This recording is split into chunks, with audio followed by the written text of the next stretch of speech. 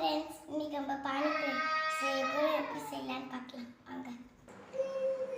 தேவையான பொருள்லாம் பார்க்கலாம் வாங்க. மல்லி, புதினா, லெமன், பச்சை மிளகாய், இஞ்சி, பூண்டு. தேவையான அளவுக்கு பச்சை மிளகாய் எடுத்துக்கோங்க. நல்லா அரைச்சி எடுத்துப்போம் வாங்க. இப்போ தட்டில் இந்த எல்லாமே நான் இப்போ மிக்சியில் போட்டேன். இந்த லெமனையும் எடுத்து போட்டேன். இப்போ நம்ம மிக்சியில் வச்சு அரைச்சிடலாம்.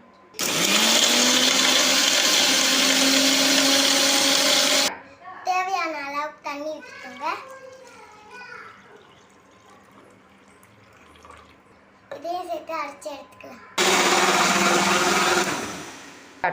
இதை இப்போ நல்லா அரைச்சி எடுத்துக்கிட்டாச்சு. இப்போ தேவையான அளவுக்கு உப்பு போட்டுக்கலாம். இப்போ நல்லா இப்போ மிக்ஸ் பண்ணி எடுத்துக்கலாம்.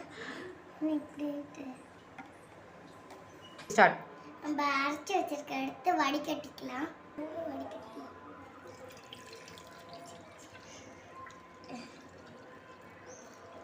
இல்லை உள்ள போய்க்கலாம். இப்போ நல்லா நம்ம வடிகட்டியாச்சு. இப்போ நம்மளுக்கு டேஸ்டான ரசம் ரெடி. வாங்க இப்போ நம்ம பூரி செய்யலாம். இப்போ நம்ம அடுப்பில் கடாயை வச்சுக்கலாம்.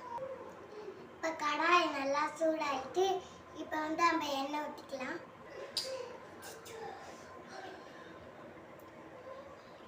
பொரிக்க வரை எண்ணெய் இப்போ நம்ம கடாயில் போட்ட எண்ணெய் சூடாயிட்டு இருக்கு. கடாய் சூடானோடனே நம்ம பானிபூரியை போட்டு டேஸ்டான பானிபூரி ரெடி ஆகிடும். இப்போ எண்ணெய் நல்லா சூடாயிட்டு பூரியை போட்டுருவாங்க. இப்போ நல்லா பூரி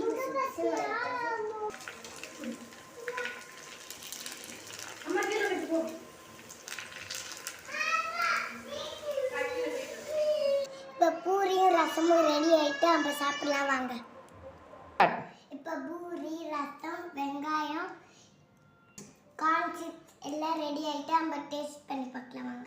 இப்போ வெங்காயம், கார்ன் சிப்ஸ் எல்லாம் போட்டாச்சு. இது ரொம்ப டேஸ்ட்டாக இருந்தது. நீங்களும் வீட்டில் செஞ்சு சாப்பிட்டுக்கோங்க. ஃப்ரெண்ட்ஸ், இதை நான் அம்மாவோட தான் செஞ்சேன். நீங்களும் சின்ன பசங்க செய்யாதீங்க, தனியாக அம்மாவோட சேர்ந்து செய்யுங்க. எனக்கு பிடிச்சவங்களுக்கு லைக் பண்ணுங்க, சப்ஸ்கிரைப் பண்ணுங்க. பாய்.